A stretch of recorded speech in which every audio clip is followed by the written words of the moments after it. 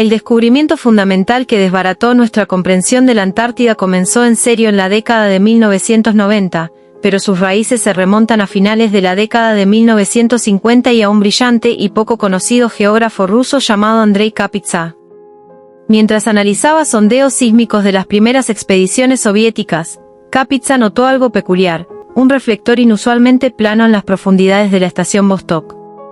Postuló que podría ser una capa de sedimento saturado de agua, o incluso una interfaz de agua líquida.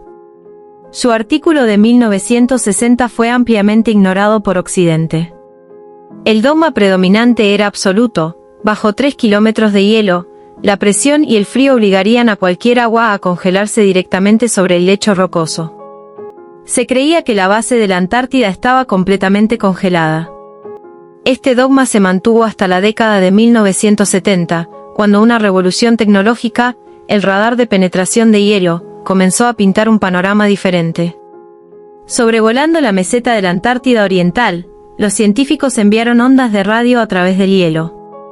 Estas se reflejaron en el lecho rocoso, pero en ciertas zonas, apareció un segundo reflejo, más nítido y similar a un espejo, sobre el lecho rocoso.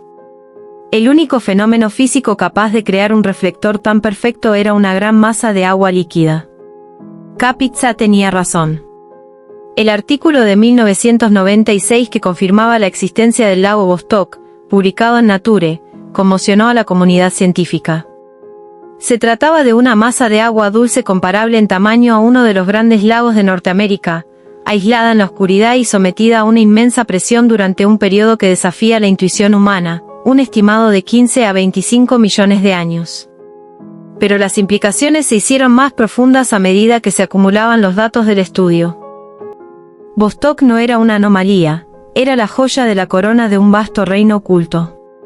Actualmente, contamos con evidencia geofísica de más de 400 lagos subglaciales. No están dispersos aleatoriamente. Se agrupan en regiones específicas, a menudo donde el hielo suprayacente es más grueso, ya que la inmensa presión aislante reduce su punto de fusión. El peso de la capa de hielo crea una condición termodinámica única. Mientras que la temperatura superficial en Vostok es de menos 89 grados, la base, calentada por el calor geotérmico que fluye desde el interior de la Tierra, se encuentra a una templada temperatura de menos 2 a menos 3 grados. En la interfaz entre el hielo y la roca madre, la combinación de ese calor geotérmico, la presión del hielo suprayacente y la presencia de minerales que actúan como anticongelantes, como las sales de antiguos depósitos marinos, permite la persistencia de agua líquida. La revelación que transformó estos lagos, de bolsas estáticas y aisladas, en un sistema dinámico, provino de la misión del altímetro láser ICESat de la NASA a principios de la década del 2000. Los científicos que monitoreaban la elevación precisa de la superficie de la capa de hielo notaron algo extraño. Sobre la región del lago Conway, en la Antártida Oriental, la superficie del hielo descendió unos 3 metros a lo largo de 16 meses, para luego volver a ascender lentamente. La única explicación posible era que el lago que se encontraba debajo se había secado. Un volumen colosal de agua, aproximadamente 1,7 kilómetros cúbicos, se había descargado repentinamente. Las imágenes de radar satelital permitieron posteriormente a los científicos rastrear la trayectoria de esta inundación. El agua había recorrido más de 200 kilómetros a través de cañones subglaciales para llenar otra cuenca lacustre río abajo. Esta fue la prueba irrefutable de un sistema de tuberías activo a escala continental. Actualmente, se sabe que estas inundaciones son relativamente comunes, impulsadas por un mecanismo hidrostático de llenado y derrame. A medida que un lago se llena a partir del deshielo basal, la presión aumenta hasta superar la resistencia de la presa de hielo que lo contiene, lo que desencadena una liberación catastrófica que puede durar meses. Este movimiento no es una filtración lenta, sino una descarga episódica y potente del entorno subglacial. Las consecuencias de esto son fundamentales para la estabilidad de toda la capa de hielo. Esta agua actúa como el lubricante principal en la interfaz entre el hielo y el lecho.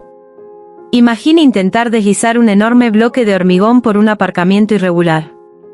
Ahora, inunde ese aparcamiento con 30 centímetros de agua. El bloque se mueve con una fricción exponencialmente menor. Esto es precisamente lo que ocurre bajo glaciares como las corrientes de hielo Bert y Mercer. La distribución y presión variables de esta agua subglacial controlan directamente la velocidad a la que el hielo continental se deposita en el océano. Un avance significativo en la comprensión provino del estudio del movimiento de pegado y deslizamiento. Utilizando estaciones GPS en la superficie del hielo, los científicos han detectado glaciares que avanzan varios centímetros en minutos, correlacionados con los ciclos de mareas y los cambios en la presión del agua subglacial. La capa de hielo no solo fluye, se mueve, se desliza y se eleva sobre una capa de agua en movimiento invisible. Este ciclo hidrológico oculto es el primer y quizás el más crítico movimiento bajo la Antártida, un sistema de aguas subterráneas dinámico a escala planetaria en perpetuo flujo presurizado. Si bien el agua subglacial proporciona la lubricación, la fuente de calor que crea gran parte de esa agua apunta a una historia más profunda y volátil. Durante décadas, la Antártida se consideró un continente tectónicamente tranquilo, especialmente en comparación con el anillo de fuego que rodea el Pacífico. Esta suposición ha sido completamente refutada por la geofísica moderna. El continente, en particular la Antártida Occidental, es geológicamente hiperactivo. La Antártida Occidental no es una masa continental coherente como Australia.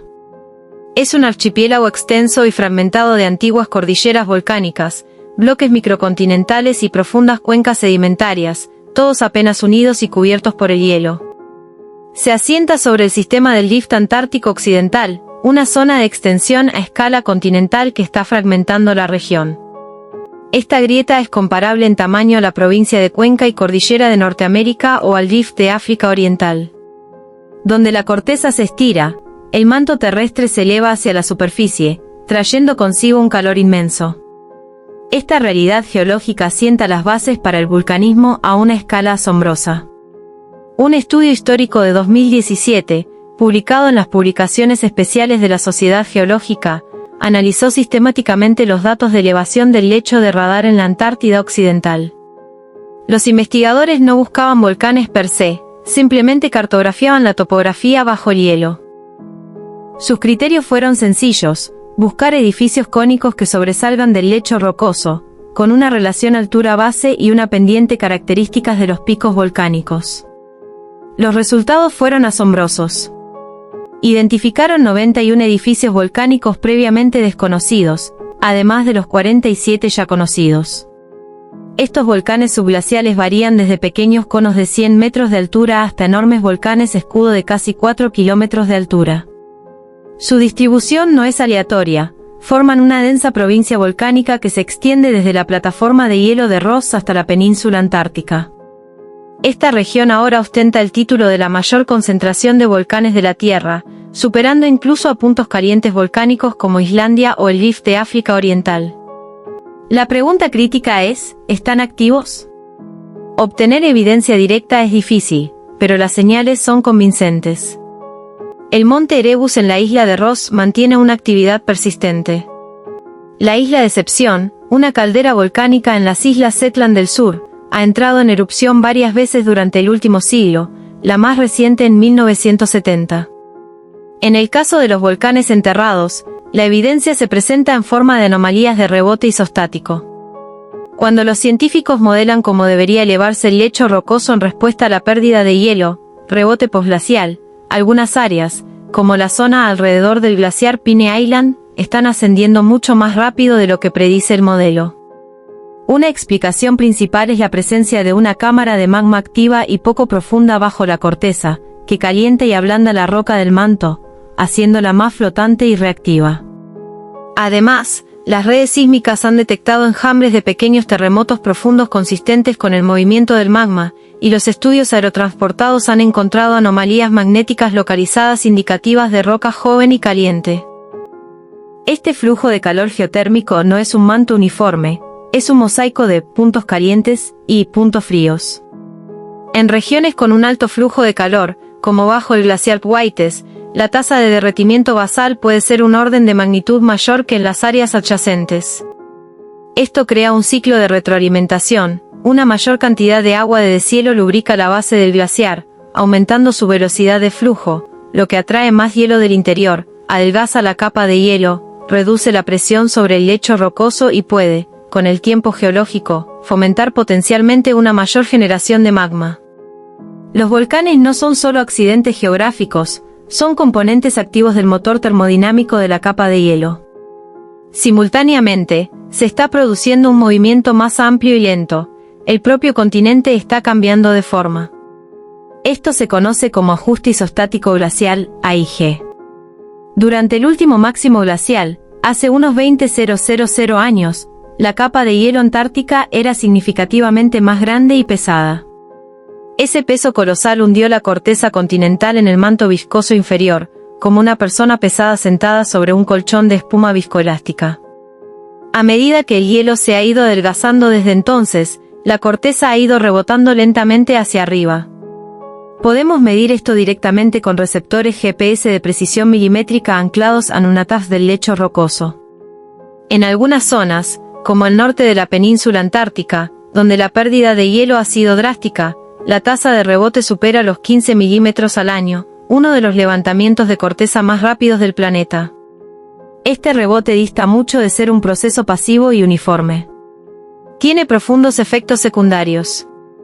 A medida que la corteza se eleva, modifica la pendiente del lecho rocoso bajo glaciares clave. Una pendiente ligeramente más pronunciada puede acelerar el flujo de hielo. También puede alterar las vías del agua subglacial, redirigiendo el derretimiento lubricante. Además, el proceso de fusión por descompresión, donde la roca se funde al reducirse la presión, significa que esta rápida elevación podría, a lo largo de miles de años, estimular un aumento de la actividad volcánica. El sistema terrestre es una máquina profundamente acoplada. La pérdida de hielo afecta el movimiento de la corteza, lo que a su vez afecta el flujo del manto, lo que a su vez afecta el calor y el vulcanismo, lo que a su vez afecta el derretimiento del hielo. El lecho rocoso no es un escenario estático, es un participante dinámico y receptivo en el drama que se desarrolla sobre él.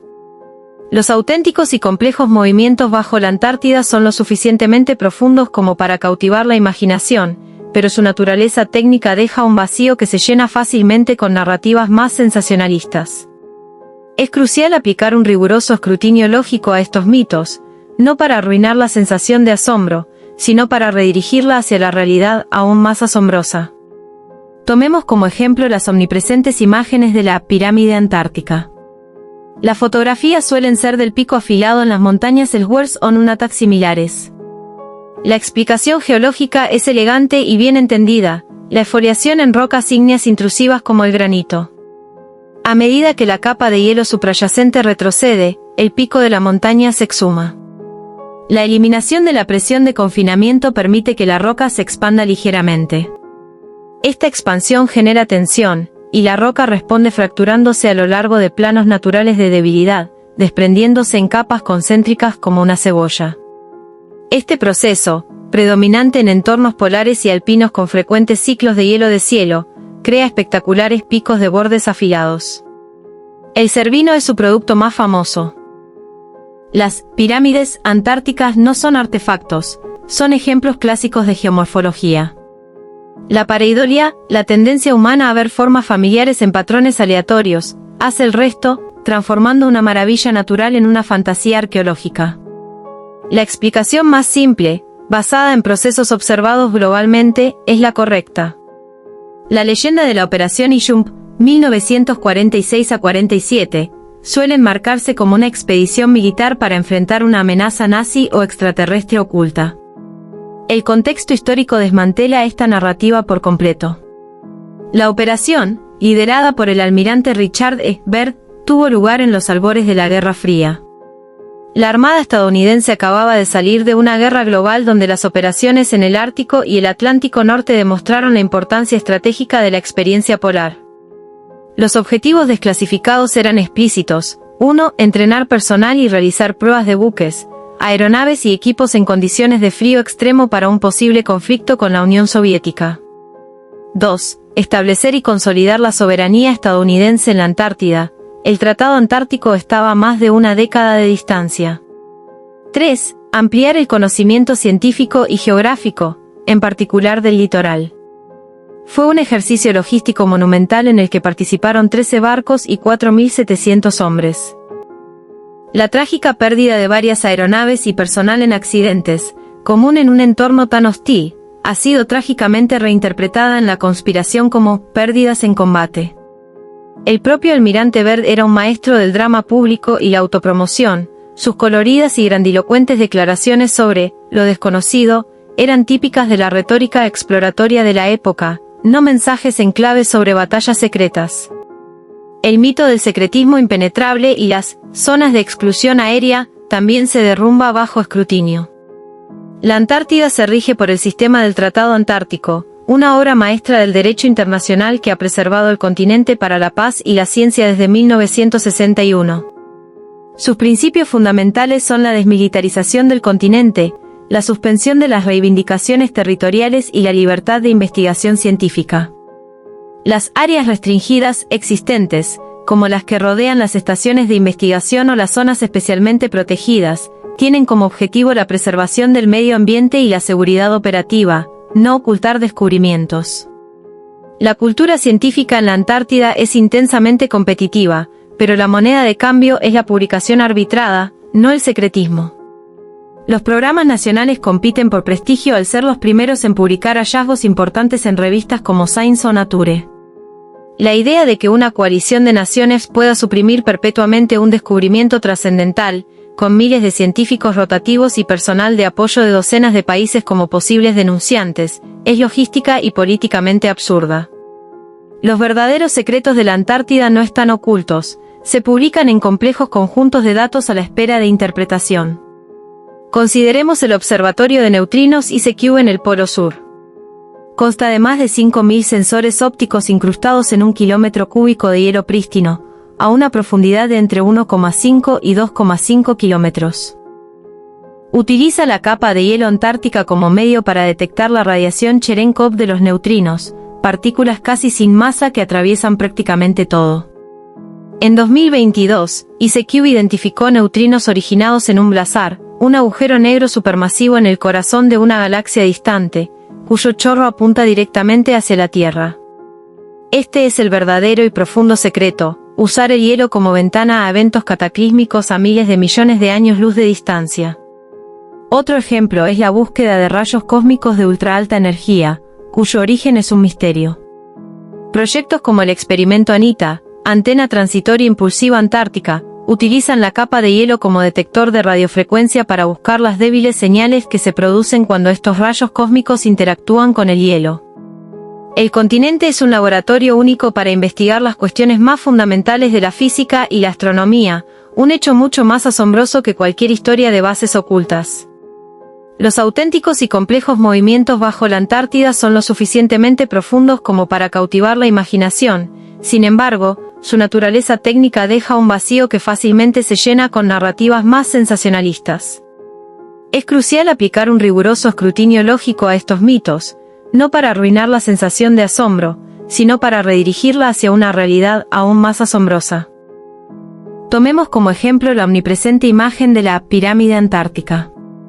Las fotografías suelen ser del pico afilado en las montañas Ellsworth o Nunatak similares. La explicación geológica es elegante y bien comprendida, la exfoliación de las rocas ígneas intrusivas, como el granito. A medida que la capa de hielo suprayacente retrocede, el pico de la montaña queda exhumado. La eliminación de la presión de confinamiento permite que la roca se expanda ligeramente. Esta expansión genera tensión, y la roca responde fracturándose a lo largo de planos naturales de debilidad, desprendiéndose en capas concéntricas como una cebolla. Este proceso, predominante en entornos polares y alpinos con frecuentes ciclos de congelación y descongelación, crea picos espectaculares y de bordes afilados. El Cervino es su producto más famoso. Las pirámides antárticas no son artefactos, son ejemplos clásicos de geomorfología.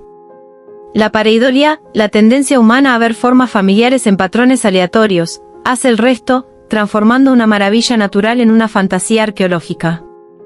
La explicación más simple, basada en procesos observados globalmente, es la correcta. La leyenda de la Operación Iyump, 1946 a 47, A menudo se presenta como una expedición militar para enfrentar una amenaza nazi o extraterrestre oculta. El contexto histórico desmantela esta narrativa por completo. La operación, liderada por el almirante Richard E. Byrd, tuvo lugar en los albores de la Guerra Fría.